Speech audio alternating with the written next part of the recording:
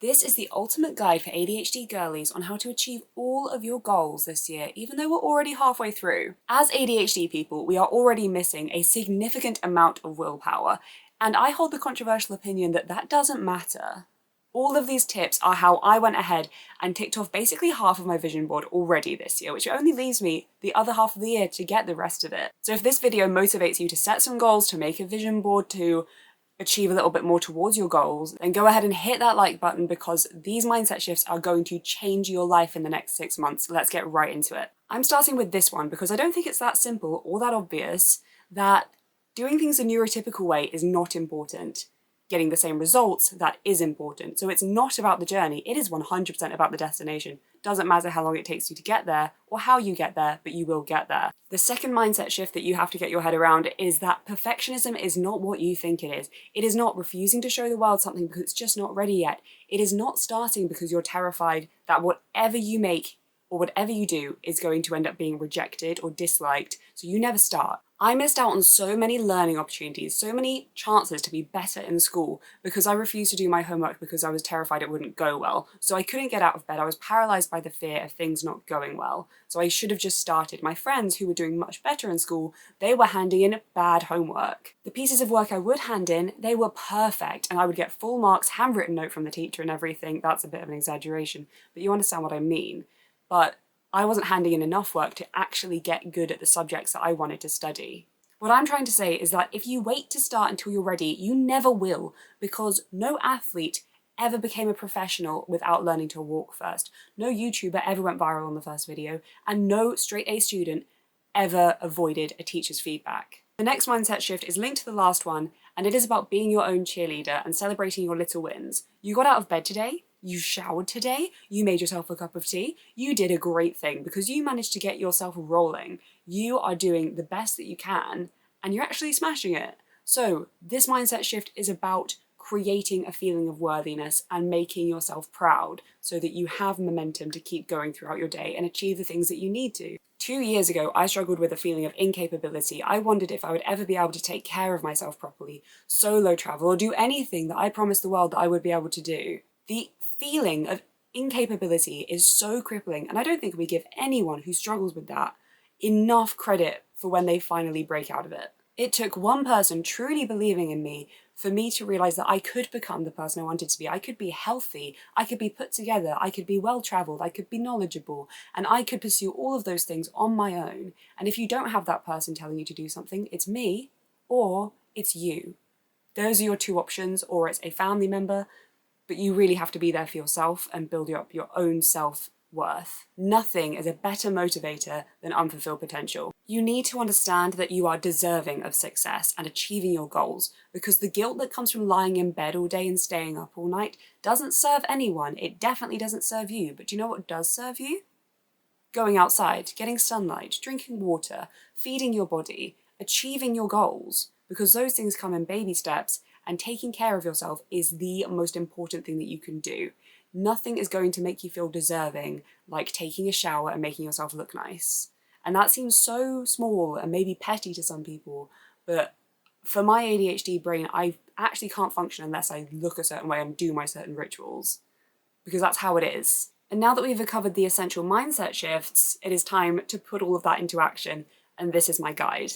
The first and most obvious is to make your vision board, and I know that we're already in May, but what's so important about it is that it gives you a visual representation of everything that you can achieve and something to align to, because words on a page, I just find they don't resonate with me, they don't work. Seeing get 10,000 subscribers on YouTube doesn't resonate as well as seeing a 10,000 figure on my YouTube profile. Of course, you can edit all of these and make them as personal as possible. I find that for the ADHD brain, this is the most effective thing because visual things are just so much easier to absorb for us because they are so much less boring than a written list. I already have a whole video about vision boarding, which you can check out right here and linked in the description below, but I'm going to go into a technique which I didn't mention there and something that I've implemented in my new vision board, which I'll be talking about in a later video. I want you to analyze why you want one of your specific bigger goals. So let's say that one of the goals you've got is saving up for a girls' trip with a group of girls that you're not 100% sure that you like, but you don't want to feel excluded, and that is your main motivation for that goal. What you're going to do instead is find something to remedy that feeling of needing a group of people, even though it could be a waste of your money and time. Instead, you're going to be putting pictures of solo dating on your vision board. You know, pictures of making money so that you can go out and do the things that you like. Opening yourself up to the opportunity to make new friends is so much more important than sticking with ones that you don't like in the first place. Where is the motivation going to come from if you're working a job so that you can afford a trip that you don't really want to go on? Instead of working as a waitress so that I could make more money to go to uni this year, I decided to take a full-time job as an administrator. I didn't enjoy the experience, but what I did have was motivation, because the trip I'm going on is one full of strangers, where I can go abroad. I'm going all the way across the globe to go and hang out with new people and expand my horizons. That is something that just can't be offered with a bunch of your sixth form friends. See how I just replaced a bigger, more socially acceptable goal that's long-term with a smaller, more challenging one that you can do regularly. The reason this works for ADHD brains is because little and often is the way that we get things done, because a long-term goal is so far off, our time blindness just erases it from importance and existence. And that is how you're going to achieve the feeling behind what you're looking for, which is ultimately going to motivate you in the long term, because when you forget why things are important to you, you are going to lose motivation to get out of bed and do them. The second step is a really, really easy one, and it is about inner child work, and that is what is going to help you believe at your core that you are worthy of success. I want you to start with just finding a baby photo of yourself and sticking it to your mirror. Every single time you look yourself in the mirror, you are going to have to look at that picture of baby you and tell her why you're unworthy of success. You can't, can you? Because that little child had hopes and dreams and motivation and reasons to get out of bed and do things. And I found this such an effective way to help me get on and do things, because I realised I look up at that picture of baby Fifi and she didn't deserve to feel this terrible about herself. She didn't deserve to have people's words affect her so badly she can't move. She deserves to get up and be successful. She deserves to be comfortable, to be happy.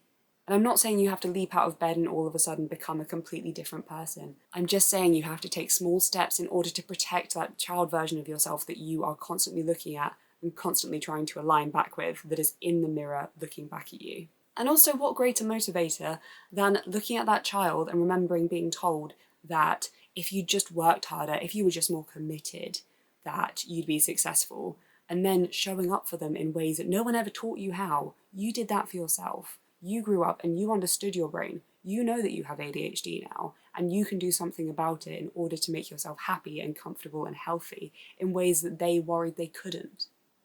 You are now the person that they needed, and that should be a great motivator, especially on days where the most important thing to motivate yourself to do is eat, sleep, shower, brush your hair. I know that these all seem really small, but those are the most important things that you need motivation for on days in order to achieve everything that you are going to achieve. That's how I did it. The truth is, there's about a week to 2 weeks every single month where I can't do anything, and then there's 2 weeks where, because I kept myself going, I kept myself linked to my passion, that I was able to make it to the 2 weeks where I was motivated and could do things that worked towards my future career. And I probably would never have applied to university and done as well as I did getting into my dream university if my boss had never shouted at me and reminded me of how I was spoken to as a child. My boss, he was horrible to me. So what I decided to do was move on with my life and make my life better, because I don't deserve to be in a dead-end job where I feel sad. I deserve to be somewhere I feel happy, somewhere I can grow, and somewhere I will be appreciated, somewhere I am ready for, and you deserve the same thing. You need to start using your hyperfixation as a way to aid you, as opposed to a way to distract you. So my hyperfixation for about 2 years now, actually, which is quite impressive for a length of a hyperfixation, has been crocheting. And at first, yeah, it was all I wanted to do. And then I realised that I could harness that. So it helps to calm my nervous system. If I am anxious and I have this feeling that I can't achieve anything else, I can literally lie in bed and make myself a jumper. I made this. It's not crocheted, but I made it. And I felt a sense of accomplishment even though I hadn't necessarily pushed myself towards a specific goal of making a YouTube video or scripting something or doing a social media post. Those mini achievements are not distractions or bad things. They are things that look great, they make you feel good. And let's say your hyperfixation is art or it's learning something. You can do that before bed. Normally it's nothing to do with screen times. So you can use that as a way to get away from blue light and still get yourself the dopamine that you need in order to get through whatever you're doing, whatever routine you're struggling through. And I've used my hyperfixation throughout the years to do great things for myself. My hyperfixation on film, that helped me get into my dream university. My hyperfixation on personal finances has helped me set up bank accounts that are going to help me fund my life through the next 5 to 6 years. Sometimes your hyperfixations feel useless in the moment or like a waste of time, but in the long term, which is something that you might not be able to see or appreciate right now, they are helping you get somewhere that you need to be. They are a skill that you will have that other people might not necessarily have. This next tip is going to help you so much with your executive dysfunction. And I talk about this tip quite a lot, but I have never put it in this context before. And I think it's so helpful because it actually helped me get out of bed and film this YouTube video today. So I want you to pick 3 things which are very important to you. And those are the 3 things that you have to pick between in order to fix your executive dysfunction. But this doesn't work unless you clean up the spaces that are important. So you need to make these things very, very accessible. So my first two things are always food and water, because if I can't get out of bed and I'm feeling uncomfortable and groggy, I'm probably hungry and thirsty. So those are 2 incredibly important things to me. My third one is something to do with YouTube. So if I don't have the energy to sit and film, I will sit and script, or I will watch some YouTube videos even. That is my baseline of I will watch YouTube videos that inspire me to make content or give me some sort of knowledge on YouTube or how to grow my channel. So if you struggle with similar things to me and you've got another interest, then that can be a really, really helpful 3 things to start with, because my YouTube stuff is always very, very accessible to me. And if you're still feeling overwhelmed and struggling after limiting your options, then you can use the 3-minute rule. And I know that this is something that everyone has heard of, but I gotta tell you, it is so effective. If you just sit with that thing that you've been avoiding for 3 minutes, it's going to be so much easier to go into hyperfocus and get it done in about 30 minutes. The reason this rule is so effective, especially for ADHD minds, is that our brain cannot tell the difference between anything that stresses us out and a real threat. So if an essay stresses you out and that rejection-sensitive dysphoria is really getting to you, and you can't make yourself do it, then by confronting the fear for 3 minutes, by just sitting at your laptop and reading what you've already written or starting to outline something, then you are telling your brain that this is a safe space to be in. And it doesn't fix it every single time. Every single time I go to make a YouTube video, I worry about how things are going to go and then I put it off.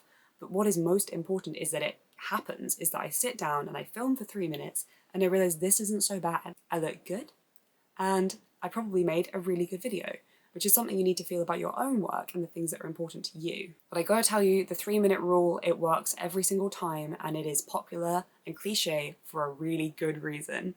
Thank you so much for staying till the end of the video. There is nothing on this list that I didn't do myself in order to get all of my goals this year. It's exactly how I motivated myself to apply to university, buy those plane tickets and go solo traveling, to keep going with my YouTube channel. It's been over a year now, and I'm just so excited that it has been over a year and that I've posted so many videos and that I've got a couple of recurring viewers, which is pretty cool. And none of that would have happened without any of these tips. So you can trust me when I say that these methods work, and I want to hear what you do to motivate yourself, so please comment that down below, or any other questions that you have for me, because I want to know what you guys want. Every thumbs up lets me know that I'm doing a good job, and it helps out the channel. Make sure to like and subscribe, and make sure that you go click on one of the videos that pops up on my end screen, because it shows the algorithm that you like me and I will keep popping up on your home screen. Otherwise we might never meet again, which I don't like the sound of. Most of our little ADHD support group actually hangs out on my Instagram, so make sure to go follow me there, check out all of my adventures, and until next time, I appreciate you and your brain. I will see you wherever I end up next. With you, how can I snooze and miss the moment? You're just too important. Nobody do better like you do. You do.